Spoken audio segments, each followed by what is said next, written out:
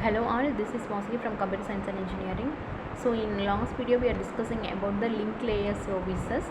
Uh, um, Continuously we have to follow the what is the data link layer process involved in that. So this is we are already known about.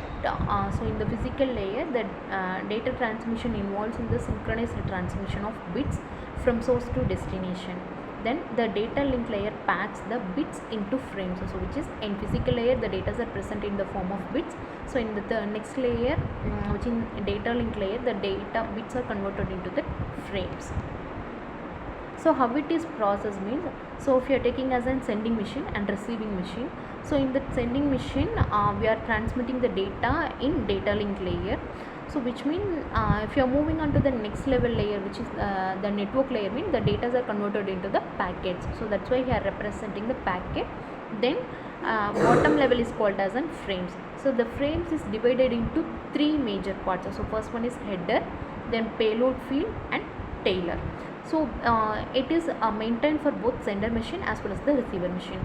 So whenever the data is crossing the sender machine, so in the frame is divided into three major parts, that is called as an header, payload and tailor. So likewise the receiving machine also processing the frames.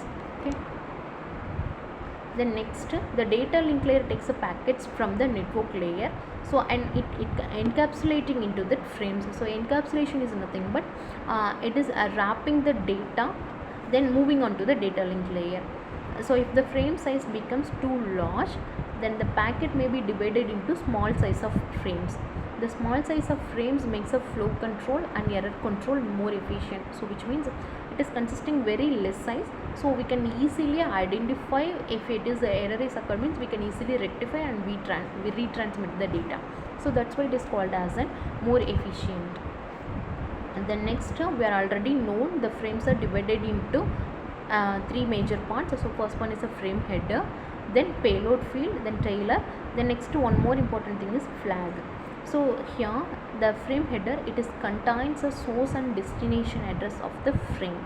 So what is the sender address, what is the receiver address, that sender and destination address will be carried over to the header.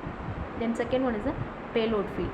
So it contains the message to be delivered, that is called as a payload field. Third one is a trailer. So it is contains the error detection and error correction bits. The next one is a flag. It marks the beginning and end of the frame. So this is called as a flag. The next one is the part of the frame. So we are earlierly discussed in flag, header, followed by payload field, trailer and flag.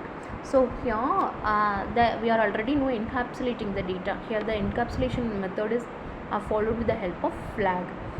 Okay.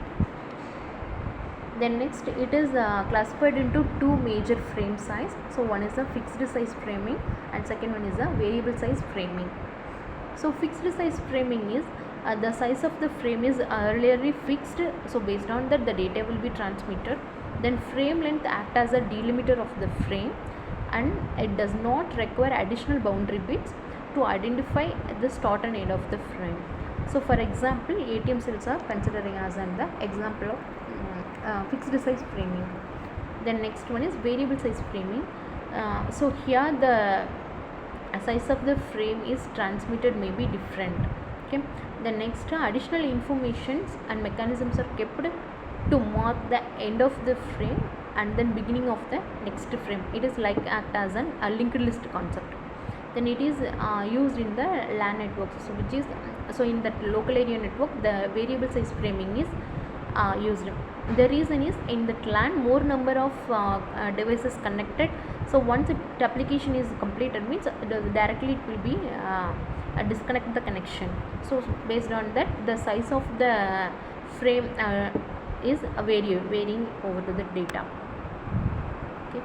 So here the strength field and end delimiter, the strength and length field is determines the size of the frame.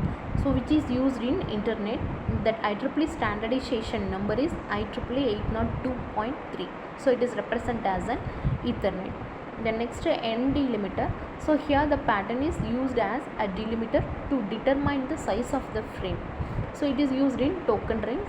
If the pattern occur in the message, then it will be more approaches the two different situation. Thank you.